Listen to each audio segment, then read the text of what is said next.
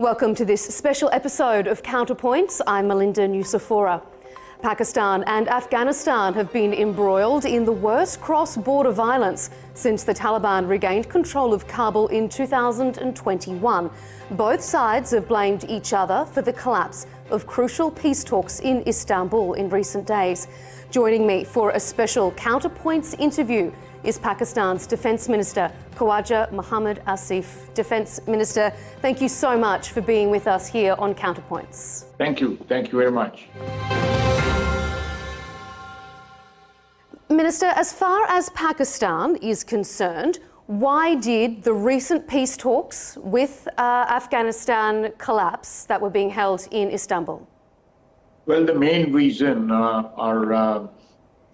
everything was hinging upon just one point, that there will be no incursions into Pakistan's territory sponsored by Afghan regime or TTA, Taliban, Taliban Afghanistan. And because TTP operating in Pakistan from Afghan territory or being sponsored from Afghan territory, that was the main reason for collapse of these talks, because we wanted them to control or rein them in so that they don't cross into our territory. We wanted ironclad guarantees from Kabul regime. And you didn't feel like you were getting those ironclad guarantees? Actually, what happened on 3-4 occasions, they had agreed to the terms and whatever was being developed during the talks over the last 4 days. They agreed to our point of view, and they recognized, that most of these TTP people or terrorists are living on their territory. As I think this is on record, you must be knowing about it, that about 2 years back, on many occasions, they have asked us for funds to relocate TTP on their western border. And we have been asking them that what is the guarantee that we pay them. Actually, the amount was also, it was around a ballpark figure of 10 billion rupees. We asked them what was the guarantee that these people will not come back to the eastern border again, that we'll pay also, and the threat of their crossing the border into our territory and indulging in terrorist activities will come back again once they abandon their whatever accommodation or area is allocated to them on the western border. So they acknowledged, but they were not ready to put that in writing. So we want them to put these things in writing so the international community can see for themselves that they are harboring terrorists, all kinds of terrorists. It's not only TTP. All franchises of terrorism are available on Afghan territory. It has become a country which is thriving on terrorism. ISIS, Daesh, all sorts of franchises of terrorism are available on there. It's a threat not only to the neighbors; it is a threat to the world peace also. In a recent interview, you accused New Delhi of pulling the strings during these peace talks behind the scenes. What evidence? What evidence do you have for that? When it comes to showing evidence or tabling the evidence, so we'll do that. We have the evidence, and the relationship between the Taliban regime in Kabul. They have had this relationship with Delhi for a very long time. Recently, their minister visited India. He was there, I think, for 8-9 days. And during that period, there were clashes between Pakistan and Afghanistan. We went into their territory and we retaliated there were activities from across the border into our territory. We lost many of our soldiers in those clashes. So we retaliated, and there is absolutely no doubt about it. They have become an Indian proxy. And India is actually waging a low-intensity war against us from the Afghan territory and trying to, settle the score. In the last round, we have just about 6 months back, or 5 months back, when they were squarely defeated, and they lost 7 planes. President of the United States have on several occasions mentioned, even yesterday he mentioned that 7 beautiful planes were lost by India in the clash with Pakistan. So are you saying that this is India trying to take revenge using another country? I mean, that's a very bold statement. Yeah, you want me to reiterate that statement? I'll do that. I have no problem with that. Kabul and Delhi, they have this relationship, irrespective of the regimes in both the countries.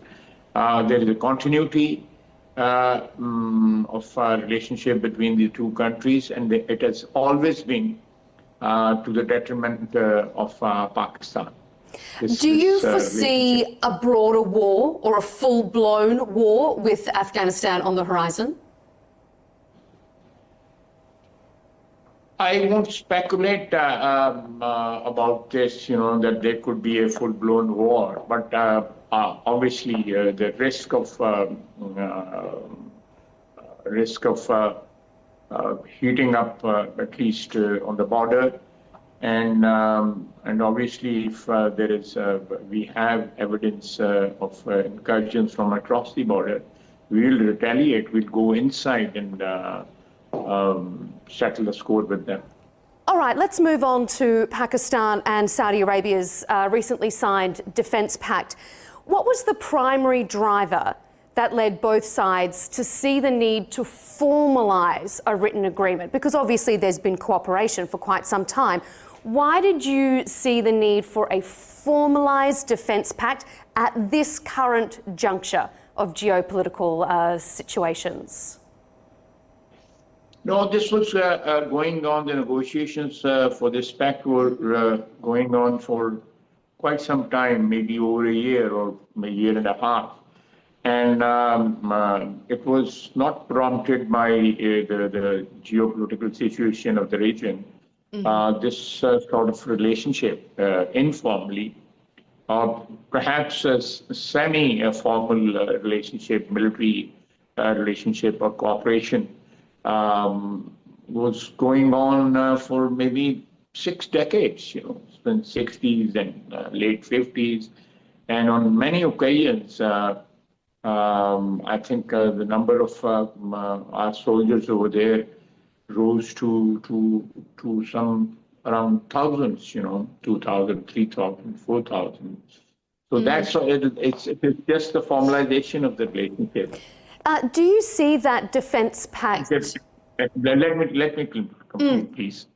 So that the relationship is institutionalized. It doesn't remain an informal relationship. I think that is something two brotherly countries were negotiating for quite some time. Does Pakistan visualise, or does it understand that defence pact extends to nuclear deterrence? Well, it is a defense pact, and this sort of the nuclear capability of Pakistan is purely of defensive nature, and we have been saying it over and over again. And whenever this issue is raised by media or on international forums, Pakistan has absolutely no hegemonic intentions as far as nuclear capability is concerned. It was this maybe actually way back in '99, I think, '98, when the nuclear device was detonated by Pakistan. He clearly gave this impression or undertaking to the international community that it will never be used for aggression. So I think that's the point, or that's the status even today. Let's move on to the broader situation in the Middle East. What's Pakistan's position on Hamas disarmament? Does Islamabad think that Hamas needs to disarm in order to maintain what does look to be a very fragile ceasefire at the moment? Well, I won't go into the detail, but it has to be a quid pro quo. If Hamas has to disarm, then of course some of the demands which are being tabled from their side or from the side of Palestinians, they have to be met by the international community, especially Israel. Israel cannot go on without making commitments or honoring their commitments, and disarming Hamas would be something which there has to be some response from Israel, granted by the international community, people who have been doing this negotiations on behalf of the two parties, the Islamic countries, the recent gathering in Sharm el-Sheikh. I think the countries who are present over there, they can decide on this issue. I, as an individual, I have an opinion, but I don't want to, express my opinion because the situation is still very delicate. Pakistan was one of the countries present with US President Donald Trump during the signings of those agreements in Sharm el-Sheikh. So with that in mind, if you say there is a quo pro, that the international community needs to see something from Israel if Hamas is to disarm, what would Pakistan like to see in that regard? What would make Pakistan feel comfortable? I think this is already spelled out. The situation is still precarious, as you very rightly said, that the ceasefire is holding on, but it is fragile. So I think I'll refrain from any comment from my side, because it will be an impression of an individual. The state policy obviously is stated, whatever happened in Sharm el-Sheikh, that is our state policy. Can you give us and our audience an update on where Pakistan stands at the moment with regards to sending troops to Gaza as part of that international force that the US President discussed during the Sharm el-Sheikh summit? We are already on record that we if need be, will be part of that force to maintain semblance of peace and tranquility and return to normal life in Gaza. Pakistan will always be willing to render services in this regard. And just finally, before we wrap up, there's been a lot of talk, a lot of speculation online that Pakistan has tested a hypersonic missile above the city of Quetta. Can you confirm whether Pakistan has, in fact, conducted a hypersonic missile test? You defined it yourself. It's just speculation and nothing else. So that's not something that Pakistan is working towards at the moment? No, it's just speculation or kite flying. Okay. Does Pakistan have a plan to broaden its defence capabilities in those regards? Is that something that you as Defence Minister would like to see the country start working towards? We live in our geography or our neighborhood, as we were just discussing Afghanistan and India. We live in troubled times, and Pakistan is exposed to hostile states on both sides, the west and east, So we have, I think the capability we have as on today is enough to retaliate or respond to any aggression by any country against Pakistan, both India and Afghanistan. Just finally, I just want to pick up on something you said there. You said that we live in troubled times, particularly in your part of the world. Do you foresee a time when that abates? Is that on the horizon, when there will no longer be troubled times between Pakistan and India, Pakistan and Afghanistan? Can you see on the horizon a time of peace for your part of the world?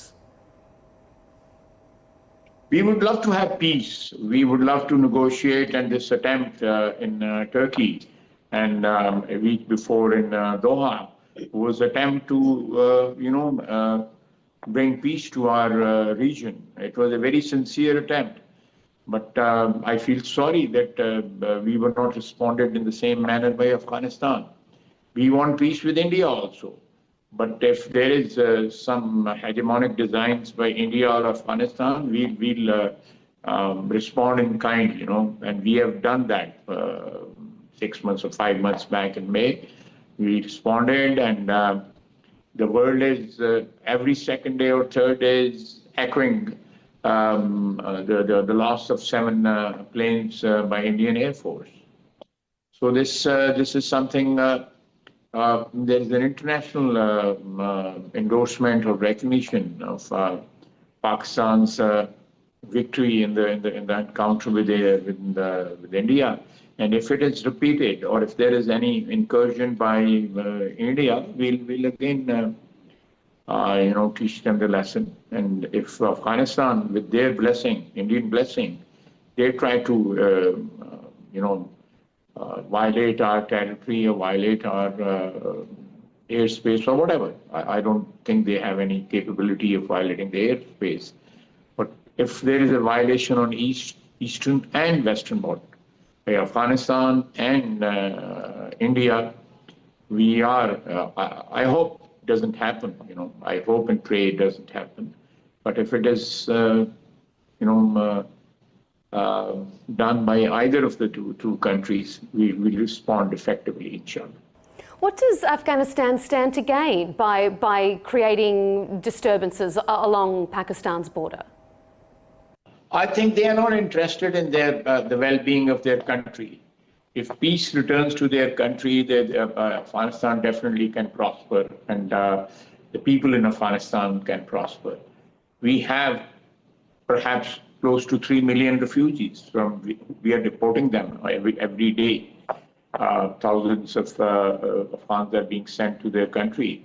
They have been living here for 4 decades. Their 2 generations have lived in Pakistan. So we have been very, very good to them. We really treated them like brothers. We treated them like family.